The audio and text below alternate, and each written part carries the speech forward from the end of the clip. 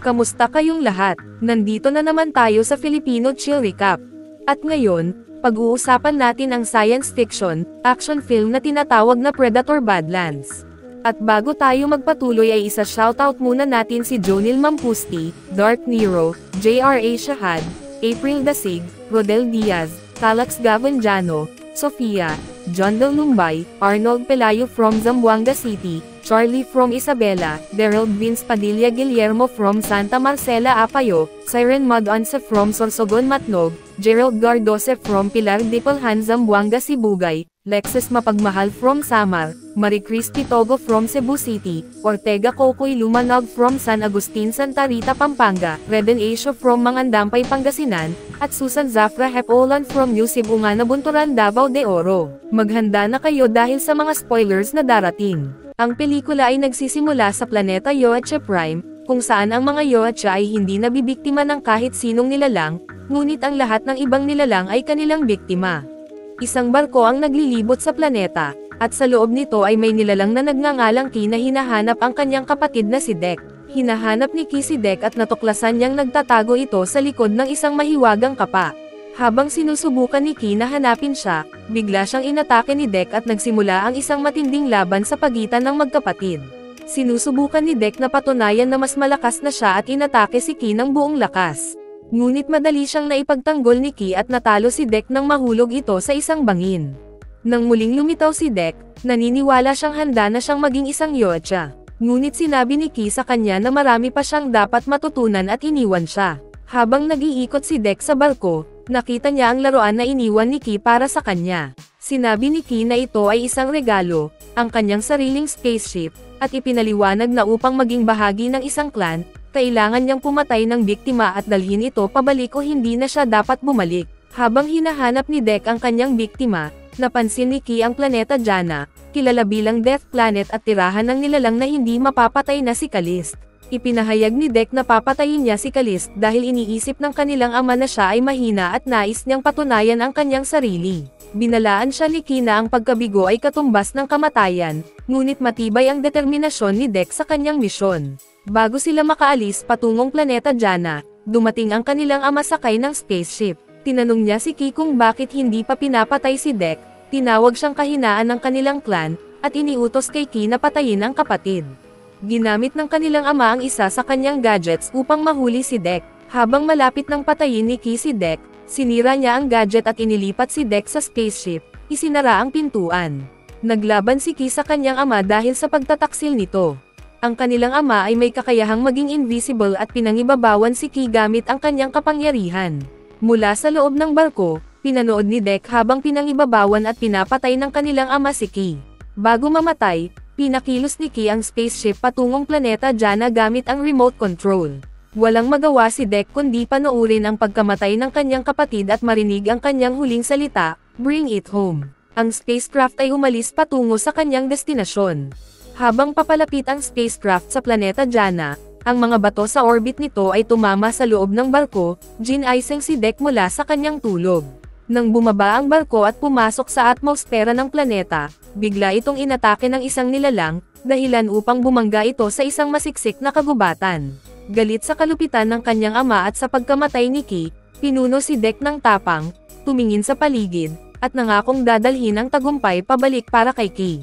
Sinimulan niyang suriin ang mga armas na mayroon siya para sa kanyang misyon. Ngunit habang ginagawa niya ito, nagsimulang gumalaw ang mga ugat ng mga malapit na puno, kaya naging alerto siya. Nang siya'y lumingon upang siyasatin ang tunog, inatake siya ng mga ugat ng puno. Nahulog ang kanyang sandata, ngunit nakuha niya ito muli at pinutol ang mga ugat bago makaalis sa kanyang abot. Sa kanyang harapan ay nakalatag ang malawak at mapanganib na lupain ng planeta Jana.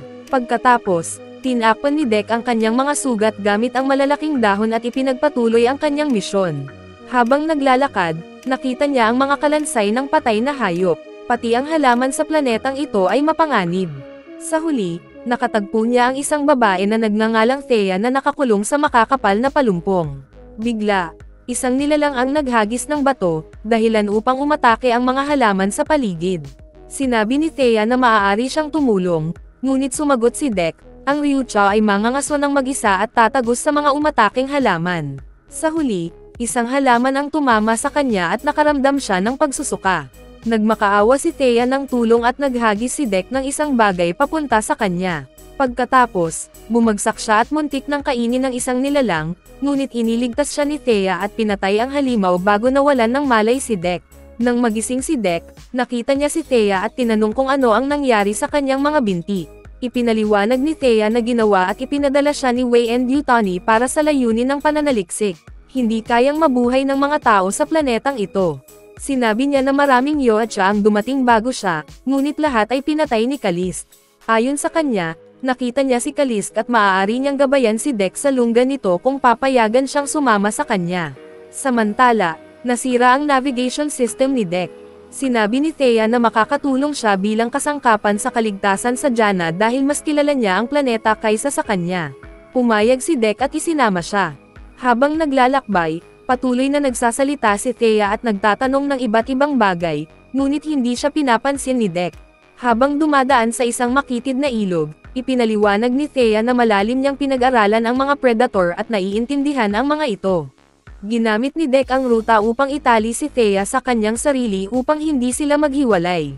Habang papalapit ang isang bagyo, nagpasya silang magpahinga.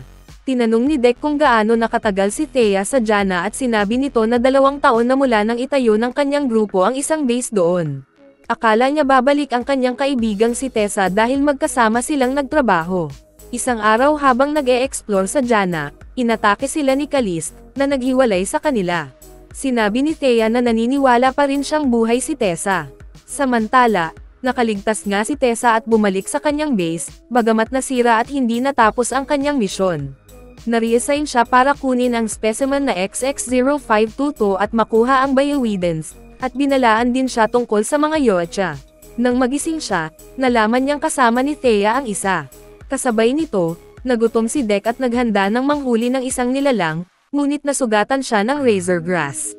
Biglang lumitaw ang isang maliit na nilalang at lumapit sa kanila, pagkatapos ay tumakbo sa likod ng ibang hayop. Hinabol ito ni Dek, tumatalon sa pagitan ng mga puno, ngunit nahulog at muntik mahulog sa mas maraming razor grass. Kalaunan, biglang inatake ni Dek ang maliit na nilalang at nagkaroon ng labanan sa pagitan nila. Sa pamamagitan ng signal, ipinahiwatig ng maliit na nilalang na may paparating na ligaw na nilalang, kaya kinuha ni Dek agad ang kanyang sandata at hinarang ang halimaw, hiniwa ito sa 2. Nakaligtas siya sa labanan at nagulat ang maliit na nilalang sa kanyang ginawa. Biglang sumugod ang isang monobug, nahuli si Dek at ang maliit na nilalang sa kanyang mga braso. Nang sila'y malapit ng kainin, tinulungan ng maliit na nilalang si Dek at Thea na makatakas, ngunit nahulog ito sa proseso. Lahat ng tatlo ngayon ay tumakas mula sa monobug na hinabol ang maliit na nilalang at muling nahuli ito.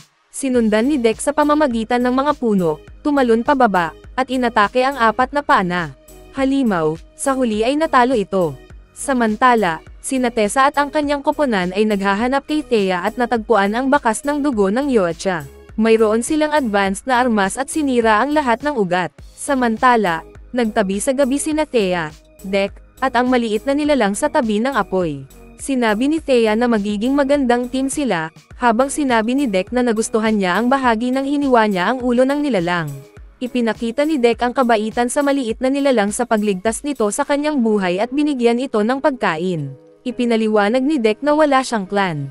Sinabi niya kay Thea na dati siyang may kapatid, ngunit pinatay siya ng kanilang ama dahil sa kahinaan. Sinabi ni Dek na narito siya sa planetang ito para kay Caliste. Nang tanungin niya si Thea kung bakit siya narito, sinabi nito na hinahanap niya si Tessa. Kalaunan, natagpuan ni Tessa ang iniwang barko ni Dek at pumasok dito. Nang siya'y magmasid, nakita niya ang mga sandata at kagamitan ni Dek. Kinabukasan, handa nang umalis si Dek, ngunit iginiit ni Thea na hindi nila pwedeng iwan ang maliit na nilalang, na pinangalanan niyang Bud. Sumagot si Dek na ang isang ya ay mangangaso ng mag-isa at isinama si Thea, iniwan si Bud. Habang papalapit sila sa isang talon, nakita ni Dek ang isa sa mga ngipin ni Caliste. Nena si Thea sa pag-iwan kay Bud at tinanong kung bakit pinatay ng kanyang ama ang kapatid. Sinabi ni Dek na namatay ang kapatid upang protektahan siya dahil itinuring itong kahinaan ng clan, at ngayon nais niyang patunayan ang kanyang lakas. Sinabi ni Thea ang kwento tungkol sa mga lobo sa Earth, kung paano pinoprotektahan ng Alpha ang kanilang grupo sa halip na pumatay o manghuli ng marami. Ngunit sumagot si Dek na siya ang magiging Alpha na pumapatay ng pinakamarami.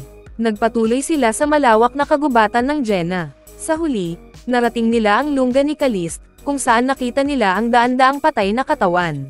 Sinabi ni Thea na winasak ni Caliste ang kanilang misyon at nakita niya ang kanyang mga mekanikal na binti malapit doon. Sinimulan niya ang proseso ng muling pag-aayos ng mga ito at malapit na niyang maglakad muli. Nagpasalamat siya kay Dek sa kanyang tulong. Sinabi ni Dek na ngayong araw ay magiging Yoacha siya, igagalang si Ki, at dadalhin si Caliste pabalik. Sinabi ni Thea na kailangan na niyang umalis dahil tinawag na niya si Tessa at papunta na sila. Ibinunyag niya na ang misyon ng kanilang kumpanya ay hulihin si Caliste. Nagalit si Dek nang matanto niyang nais nilang nakawin ang kanyang biktima. Nagdemand siya na malaman kung nasaan si Caliste at sinabi na walang makakapidyo sa kanya bago siya umalis. Kalaunan, nakakita si Dek ng gasolina at sinunog ang base.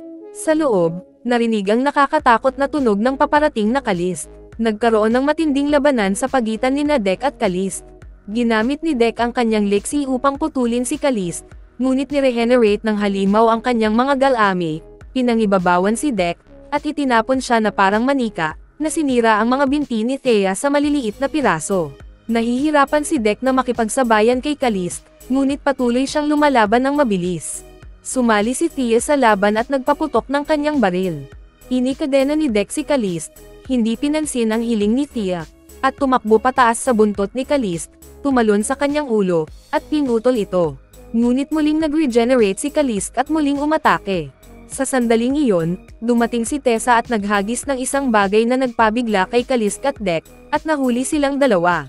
Sa loob ng kanyang pasilidad, ikinulong ni Tessa si Dek. Napagtanto ni Dek na hindi siya si Thea. Ang totoong Thea ay nasa kontrol ni Tessa. Sinuri ni Tessa ang isip ni Dek upang malaman ang kanyang layunin, ngunit wala siyang nahanap na sagot. Sinabi niya na ngayon ay gagawa na si Dek para sa kanila, na ikinagalit ni Dek. Binuhay ni Tessa si Thea, na natuwa na makita ang kanyang kapatid.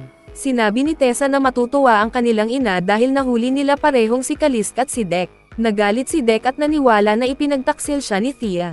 Iniksyon ni Tessa ng isang substansya si Dek, habang nagprotesta si Thea na hindi angkop ang mga Yoacha sa kanilang eksperimento. Ngunit nagpatuloy si Tessa sa pag-alter ng utak ni Dek, kumuha ng sample para sa pananaliksik. Sinubukan ni Thea na pigilan si Tessa, isinara ang makina at sinabi na hindi ito ang kanilang misyon. Nagmakaawa si Thea na maaari pa rin silang maging magkapatid, ngunit sinabi ni Tessa na binigyan sila ng kanilang ina ng emosyon lamang upang tuklasin at pagsamantalahan ang mga nilalang sa ibang planeta. Ipinagtanggol ni Thea na iba si Dek, ngunit sinabi ni Tessa na para lamang siya kay Caliste, at noong huli, nagbayad siya ng malaking halaga upang iligtas si Thea. Nangako siyang hindi uulitin ang parehong pagkakamali tulad ng kapatid ng Yoacha at iniutos sa kanyang mga tauhan na patayin si Thea. Habang ang isa sa mga tauhan ay nagtatrabaho malapit, sinabi ni Thea sa lalaki na ipaliwanag ang device ni Dek. Inutusan siya ng lalaki na buksan ito at tingnan sa loob. Nang gawin niya, sumabog ang device, sumigaw siya kay Dek na tumakbo habang nahulog si Dek sa tubig sa ibaba. Samantala, bumalik sina Thea at Tessa sa kanilang base. Nakabalik si Dek sa kanyang spacecraft, ginamo ang kanyang mga sugat gamit ang kanyang gadgets, at nagalit dahil sa kanyang kahinaan at pagtataksil. Biglang nagpakaon ang spacecraft at natuklasan ni Dek ang armor ng kanyang kapatid, ang simbolo ng lobo, na nagbigay sa kanya ng inspirasyon na kolektahin lahat ng natural na yaman at gawing mga bagong sandata. Habang naglalakad, natagpuan niya ang bakas ng dugo ni Caliste at mga buds. Sa base, nakulong si Thea sa containment box. Muling pinaandar ni Dek ang kanyang mechanical legs mula sa malayo. Pumasok si Dek sa base habang ang mga paa ni Thea ang nakakadistract sa mga sundalo. Pinatay niya ang bawat isa sa kanila, at tinulungan ni Bud na patayin ang marami ring sundalo. Samantala, naghahanda si Tessa na ilagay si Caliste para sa eksperimento. Inaangkin na ang Iya ay isang defective specimen at maling iniulat na patay na si Dek. Nagpatuloy si Dek sa kanyang tahimik ngunit brutal na pag-atake, pinapatay ang bawat sundalo na humahadlang sa kanyang daraanan. Nakaligtas si Thea sa tulong ng kanyang mga hiwalay na binti, ngunit aksidenteng naalerto ang mga malalapit na gwardya. Nagpanggap siyang deactivated habang tinatapos ni Dek ang mga sundalo. Biglang umatake si Thea at pinatay ang ilan pang kalaban kasama ang kanyang mga binti. Handa na si Tessa na simulan ang eksperimento kay Caliste. Nang dumating si Dek para iligtas si Thea, natuwa si Thea na bumalik siya para sa kanya. Lumitaw din si Bud, na ipinakita na siya ang anak ni Caliste at na ang nahuling Caliste ay ang kanyang ina. Hinimok ni Thea si Dek na protektahan si Caliste at magtaas ng alarma. Sa natitirang 20 minuto bago ang launch, nagmadali ang mga sundalo hanapin si Dek, na tahimik na nakaupo at nagplano ng kanyang atake. Sinimulan niya ang biglaang atake, pinatay ang mga sundalo gamit ang mga natural na sandata na kanyang ginawa. Lumitaw si Tessa sa isang malaking makina at naglunsad ng malakas na atake kay Dek, pinangibabawan siya. Samantala, sinubukan ni Thea na makuha ang control system gamit ang biometric data ni Tessa, ngunit nahadlangan siya ng isa sa mga tauhan nito. Nagpanggap si Thea na si Tessa, nilinlang ang lalaki, at pinatay ito nang magkaroon ng pagkakataon. Nagtago si Dek at nagplano ng estratehiya. Habang hinahanap siya ni Tessa, biglang umatake siya mula sa itaas, kumakapit sa kanyang makina. Kasabay nito, nakatakas si Caliste at umatake kay Tessa. Sinira ni Dek ang mga cable habang naghagis si Tessa ng freeze bomb kay Caliste, ngunit pinrotektahan siya ni Dek at sinira ni Caliste ang makina, na pumatay kay Tessa bago bumalik kay Bud. Lumapit si Dek kay Caliste at mahinahong hinawakan siya, para bang sinasabi, "Salamat sa pagligtas sa iyong anak." Ngunit bigla, muling nag-activate si Tessa, halos buhay pa, ng huling freeze device na sumire kay Caliste. Ang pagsabog ay nagtapon sa lahat sa paligid.